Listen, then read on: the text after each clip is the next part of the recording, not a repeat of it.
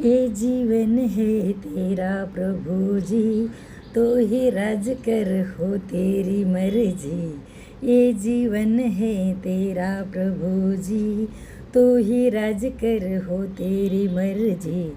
संग तेरे हम गाते जाए, आई मुसीबत मुस्कुराए, तेरे भवन में आनंद की भरपूरी है।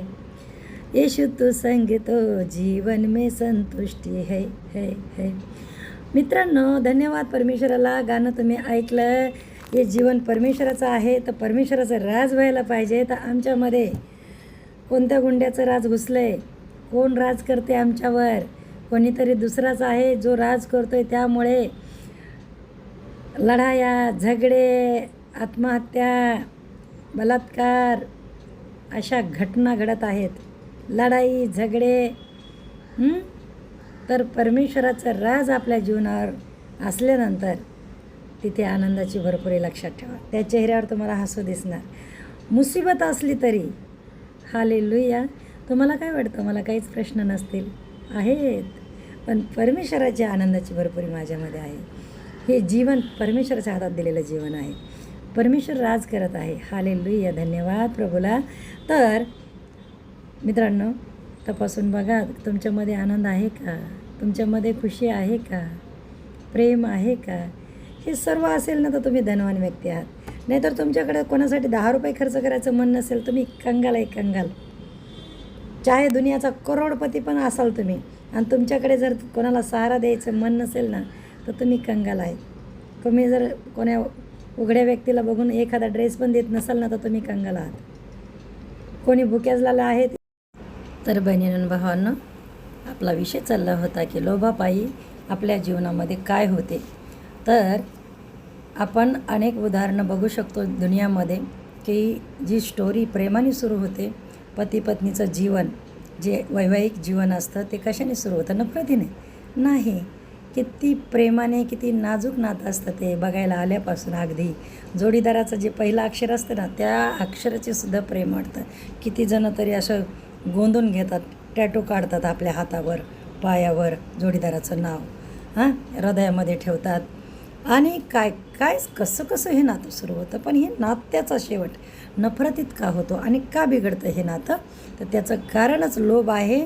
मित्रांनो, काय होतं की बाईच्या लोभापायी किंवा पैशाच्या लोभापायी काही भाऊ आपली जिम्मेदारी विसरतात, की हे देवाने दिलेले बायको आहे, हे देवाने दिलेले लेकर आहे. आपल्याला त्यांच्याशीच चांगलं राहायचं आहे, त्यांना बघायचं आहे, त्यांना खुश बघायचं आहे. त्यांची खुशी कशात आहे? काही लोकांचं कसं असतं माहिती आहे का? माझीच इच्छा पूर्ण होणार परिवारात. ती वस्तू खायचीच नाही, ती बेकार लागते, मला आवडत नाही, ती घरात आलीच नाही पाहिजे. असे काही मेन पुरुषांचं एक स्वभाव असतो. दुसरी गोष्ट, नुसते पैशाच्या मागे लागणारा आपल्या लेकरांना टाईम देणार नाही, बायकोला टाईम देणार नाही. त्यामुळे काय होतं की जीवनातलं सुखच हरवतं मित्रांनो. आणि ते बर्डन, मी जसं म्हटलं ना, जेवढं ओझं आपल्याला उचलता येईल तेवढंच उचलायला पाहिजे. तर तेच होतं बघा, की म्हणजे ती कॅपॅसिटी नसते आपल्यामध्ये, सहनशीलता नसते, आणि आपल्यामध्ये प्रेम नसतं. या सगळ्या गोष्टीसाठी आपल्याला परमेश्वराची गरज आहे. प्रियांनो, मला सांगायचा उद्देश आहे की मी म्हणत नाही तरक्की करू नका, बिलकुल करा. परिवर्तन करू नका, बिलकुल करा. पुढे जाऊ नका नाही म्हणत मी, बिलकुल जा. पण लोभ करू नका. एक चांगल्या मार्गाने, एक चांगल्या पद्धतीने पुढे जा. ये जीवन है तेरा प्रभु जी, तो ही राज कर हो तेरी मर्जी. ये जीवन है तेरा प्रभु जी, तो ही राज कर हो तेरी मर्जी. संग तेरे हम गाते जाए, आई मुसीबत मुस्कुराए, तेरे भवन में आनंद की भरपूरी है। यीशु तो संग तो जीवन में संतुष्टी है। मित्रांनो, धन्यवाद परमेश्वराला. गाणं तुम्ही ऐकलं. हे जीवन परमेश्वराचं आहे, तर परमेश्वराचं राज व्हायला पाहिजे. तर आमच्यामध्ये कोणत्या गुंड्याचं राज घुसलं आहे? कोण राज करते आमच्यावर? कोणीतरी दुसराच आहे जो राज करतोय. त्यामुळे लढाया, झगडे, आत्महत्या, बलात्कार अशा घटना घडत आहेत. लढाई झगडे, तर परमेश्वराचं राज आपल्या जीवनावर असल्यानंतर तिथे आनंदाची भरपुरी लक्षात ठेवा. त्या चेहऱ्यावर तुम्हाला हसू दिसणार. मुसीबत असली तरी हालेलुया. तुम्हाला काय वाटतं? मला काहीच प्रश्न नसतील, आहेत, पण परमेश्वराच्या आनंदाची भरपुरी माझ्यामध्ये आहे. हे जीवन परमेश्वराच्या हातात दिलेलं जीवन आहे. परमेश्वर राज करत आहे. हालेलुया. धन्यवाद प्रभूला. तर मित्रांनो, तपासून बघा, तुमच्यामध्ये आनंद आहे का? तुमच्यामध्ये खुशी आहे का? प्रेम आहे का? हे सर्व असेल ना तर तुम्ही धनवान व्यक्ती आहात. नाहीतर तुमच्याकडे कोणासाठी 10 रुपये खर्च करायचं मन नसेल, तुम्ही कंगाल आहे, कंगाल. चाहे दुनियाचा करोडपती पण असाल तुम्ही, आणि तुमच्याकडे जर कोणाला सहारा द्यायचं मन नसेल ना तर तुम्ही कंगाल आहेत. तुम्ही जर कोण्या उघड्या व्यक्तीला बघून एखादा ड्रेस पण देत नसाल ना तर तुम्ही कंगाल आहात. कोणी भूक्याजला आहे. तर नमस्ते सभी को. तो हम बोल रहे थे जीवन के बारे में कि जीवन क्या है. तो हमने देखा भौतिक चीज़ों से और आत्मिक चीज़ों से दोनों मिलके ये जीवन बना है. अभी कुछ लोग ऐसा बोलते हैं कि परमेश्वर एक अंधश्रद्धा है, परमेश्वर नहीं है, हम ही सब कुछ है, हमने ही सब खोजा है, हमने ही सोच बनाया है, सब कुछ बनाया है. ऐसा कुछ लोगों का कहना रहता है. मेरे प्यारे भाई और बहनों, हमें जानना होगा कि हम कौन हैं. तभी हमारे अंदर घमंड नहीं आएगी, तभी हमें लोभ नहीं करेंगे, तभी हम प्यार से रहेंगे. हमारा जीवन कितना क्षण भंगुर है सॉरी, ये अगर हमें मालूम पड़ता है तो हम नफ़रत करेंगे क्या? नहीं करेंगे. तो हम परमेश्वर की नज़र में एक पेड़ के समान है. एक जैसा एक हरा भरा पेड़ है हमारे बगीचे में लगाया, और समझो मैंगो का पेड़ है, और उसको मैंगो लगे ही नहीं, खाली पत्ते से भरा है वो पेड़, तो हम उसको चाहेंगे दिल से?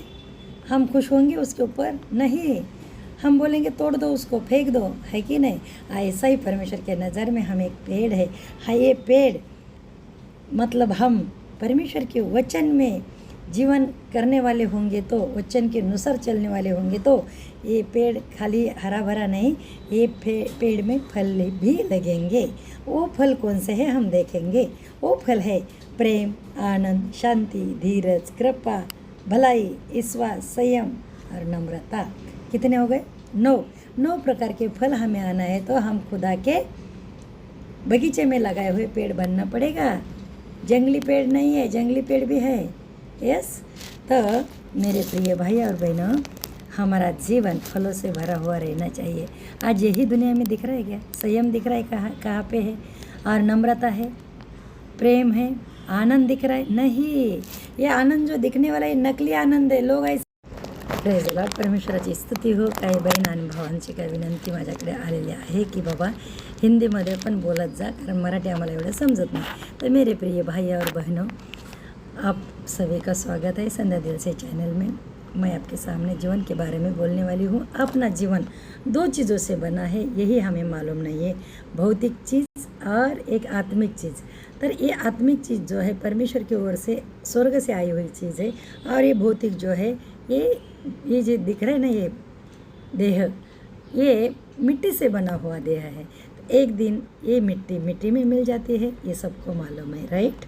लेकिन जो आत्मा है हमारे अंदर, वो कभी नाश नहीं होता, वो अमर है. तो अमर बोलेंगे तो सबको लगता है वाओ बहुत अच्छा. सब हम ऊपर जाने की कोशिश करते हैं, सबके मुंह में यही रहता है स्वर्गवासी. कोई गुंडा भी अगर इस दुनिया से निकल जाता है, या मतलब मृत्यु होती है, तो उनके फ़ोटो के नीचे लगाया रहता है कि स्वर्गवासी. तो मेरे दोस्तों, स्वर्ग इतना आसानी से नहीं मिलता है. स्वर्ग जाने के लिए हमें सच्चा खुदा को ढूंढना होगा. स्वर्ग जाने के लिए हमें संसार नहीं छोड़ना है, संसार के कामों भी नहीं छोड़ना है. कोई लोगों का कहना रहता है कि मेरा बच्चे का फीस भरने के लिए आएगा क्या ऊपर वाला, मेरा घर चलाने के लिए कोई आएगा क्या, मुझे ही करना चाहिए ना, मुझे ही करना पड़ेगा ना. अरे तुम होते कौन हो? तुम्हें मालूम पड़ेगा ना कि आप कौन हैं, तो आप ऐसी भाषा बोलेंगे ही नहीं. तुमको जो जबान दिया है ना वो ऊपर वाले ने दिया, तुमको जो बुद्धि दिया है ना वो ऊपर वाले ने दिया है, तुमको जो शरीर दिया है ना सुंदर, वो ऊपर वाले ने दिया है. तुम्हारा जो आत्मा है ना अंदर, वो परमेश्वर ने डाला है. हमारा जो श्वास है ना नाक में, उसकी इच्छा से चलता है. अगर उसकी इच्छा खत्म होगी, हमारा श्वास निकल गया, तो हम कौन है फिर? सोचो फिर हम कौन है. तो देवाची स्तुती हो. आणि बहिणींनो भावांनो, आपला विषय चालला होता की लोभामुळे आपल्या जीवनामध्ये कसं आपण दुःख ओढवून घेतो. जसं की उदाहरण घेऊया, एक सुखी परिवार आहे, मस्त टायमावर खातात, मस्त फिरायला जातात, मस्त आपलं जीवन यात्रा चांगली सुरळीत चालण्यासारखं आपल्याजवळ काहीतरी आहे. म्हणजे काम आहे, काही सोर्स आहे, मनी सोर्स म्हणजे पैसे जिथून येतात आपल्याला ते आहे त्यांच्याकडे व्यवस्था. तरीसुद्धा जास्तीचा मोठेपणा, जास्तीची प्रतिष्ठा आणि जास्तीचा भरारी मारण्याच्या नादामध्ये आपण काय करतो, लोभात पडतो. आणि जे आवरत नाही असं अवजड वस्तू जर उचलल्यानंतर कशी अवस्था होईल आपली. म्हणजे आपल्याला होत नाही तेवढी उचलायला. 100 क्विंटलचं एखादं पोतं उचलायचं आपल्याला, तेवढं उचलू शकतो का आपण? नाही. मी तर 10-20 किलो उचलू शकते समज, असं तर इजी उचलू आपण, तेवढंच उचला ना. जे उचलताच येत नाही त्याच्या नादाला लागून आपण कष्टी होतो, दुःखी होतो आणि खऱ्या प्रेमाला मुकतो. कारण जर तुमचा त्या लोभाच्या नादात काय होते की भाषा पण बदलते लोकांची. मतलबी भाषा, स्वार्थी भाषा येते आणि ते रिलेशन चांगलं करू शकत नाही कोणासोबत. मग तुमच्या पैशाला काय करता तुम्ही कमवून ते सांगा मला. आणि जे लेकरांचं वय असते, ज्या वयामध्ये जे मार्गदर्शन करायला पाहिजे ते त्यांना टाईम नसतो. पैसे कमवायचेत ना, पुढं जायचं आहे, मोठं करायचं आहे, काहीतरी करून दाखवायचे.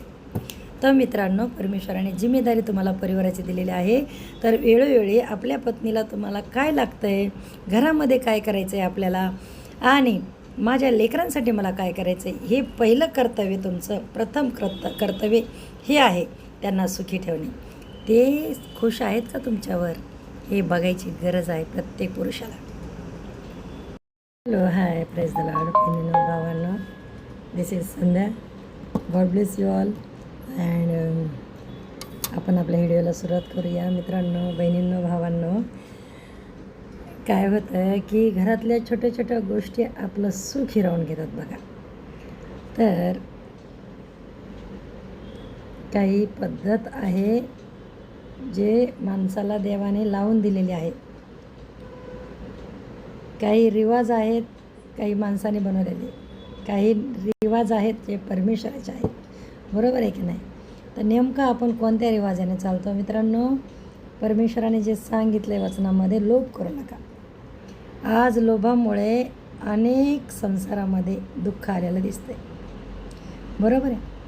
तर त्याचं रिझन काय आहे की त्यांनी जे भेटलं आहे आपल्या जीवनात त्याला चांगलं न म्हणता, त्याचे आभार न मानता, धन्यवाद न करता सतत तोंडातून बोलायचं, जीवन खराब आहे, जीवन खराब आहे, जीवन खराब आहे.